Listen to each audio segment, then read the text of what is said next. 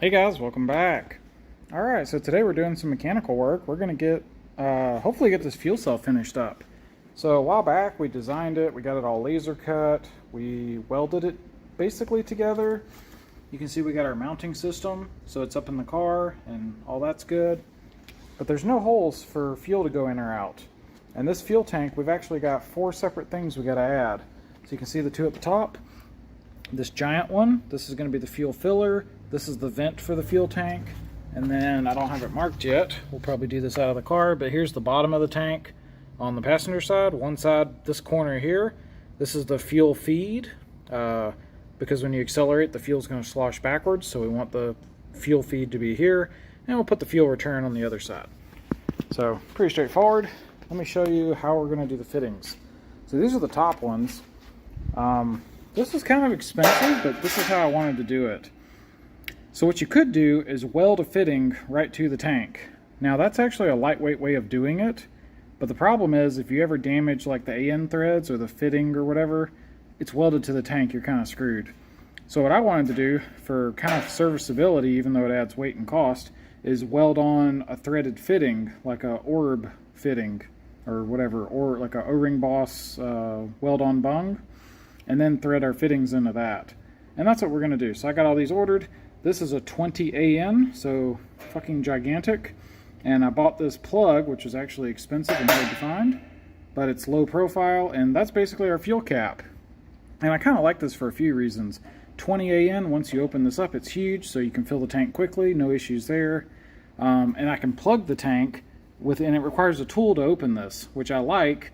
It's just like a safety thing, kind of. I don't have something somebody can just walk over and like spin the cap out and look in there, or contaminate the fuel or something. So this one here is going to be the vent.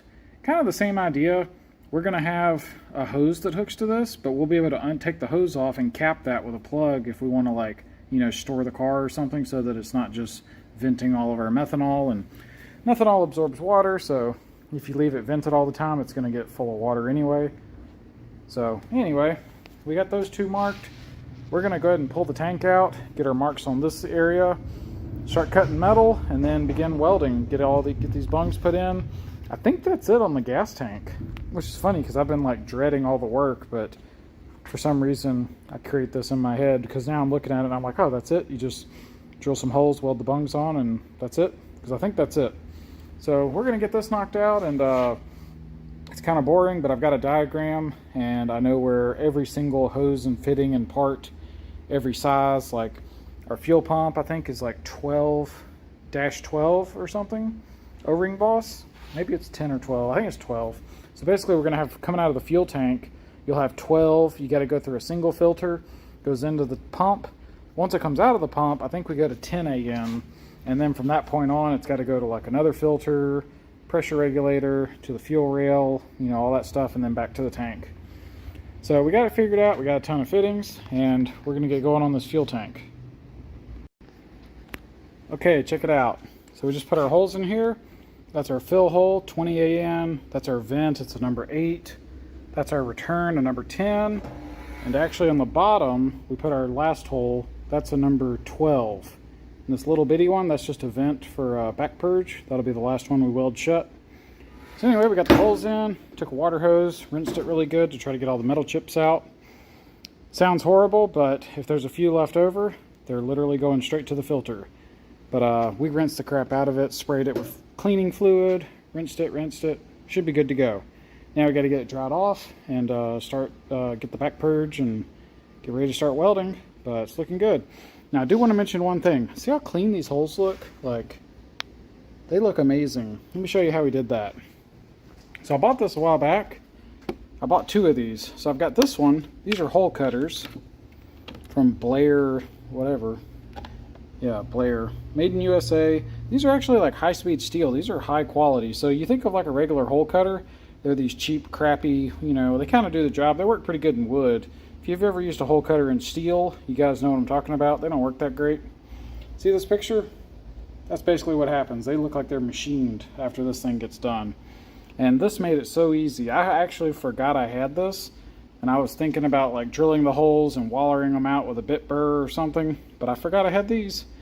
So I've got this kit, and then I've got this little one here. This one's more for like little one.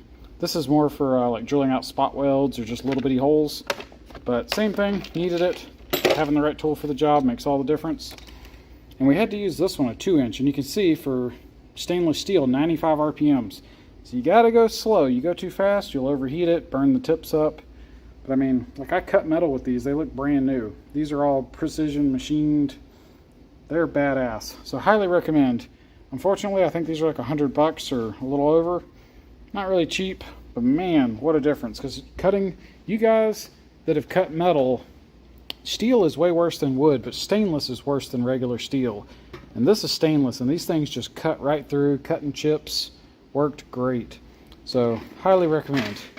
Anyway, that said, let's get this thing ready and get ready to weld. Okay, so we got the tank all welded up. Looks pretty good. These aren't my best welds, but I think it's okay. The only thing we haven't done, we have not leak tested it yet. So we still got to do that. Problem is I don't have any ports to plug the bottom holes. I thought about taping them and then see if that works, you know, but I'll probably just buy the plugs, and then once they come in, we'll do either a pressure test or a water test or something, see if this thing leaks. You gotta be careful if you do pressure, because this isn't really designed for high pressure, so you'd have to do like, you know, 1 or 2 PSI or something. So anyway, we still gotta do that, but basically as long as it doesn't leak, the fuel cell's done. So happy about that. That was not as bad as I thought it was gonna be. So I'm glad it's done, and now we got a list, we got a few things. I don't think I showed y'all this, but if you duck under here, you'll note there's a liquid to liquid heat exchanger. So that guy, that's for the transmission cooler. So on the bottom, there's like 2 fittings. I think they're 6 AN. Yeah, 6 AN. Those go to the transmission. The top 2, there's a 1/2-inch barb. And I'm still trying to think of how I'm going to do that. My original plan, or the latest plan, I believe, is to plumb it to where it basically goes cold water out of the radiator, goes into the pump, and then goes straight to that heat exchanger and dumps back to the radiator. I believe that's the flow path. However, I was going to put a solenoid that I can open and shut. That way, if the transmission's too cold, I can shut off the flow of cold water to that heat exchanger so it'll stop cooling the transmission. So I think I'm going to do that, but I got to go see if I can find a suitable solenoid. I know I could use a valve, probably even have it, like an electric ball valve. So I might do that, but if I can buy a solenoid, I may do that as well, because the valves are bulky. But I don't know, we got to look into it. So there's that part, and then there's the radiator.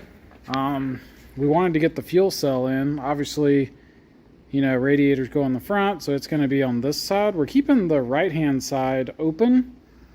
As you can see, the turbo's over there now, but I think in the future we're going to put the turbo like up here. Real common on drag cars. Like if you were looking at the front of a drag car, you would look down here and you'd see the turbos, you know, the inlets right there at the bumper. They put them down low and in the front. Really good. It kind of does a few things. You get the weight up front, down low, which helps you not to wheelie. Obviously you get clean air being in the front without all the heat. And I've left all this open. In fact, if you look here, you can see the headers from this spot. There's some light on. So it wouldn't be bad to put the turbo there. But to do that, I'll need the radiator on this side, because obviously I don't want the fan and stuff to interfere with that. I did put the vent and fuel filler on the left-hand side as well. Same thing, because keeps it far away from the turbo now, but if I ever do move the turbo here, I don't want to be pouring fuel, like if I put it right there, spill fuel and it go on the turbo. So I got it way over here. So kind of keep that in mind when we're designing stuff of future stuff. But anyway, we're going to get back to it. Y'all take it easy.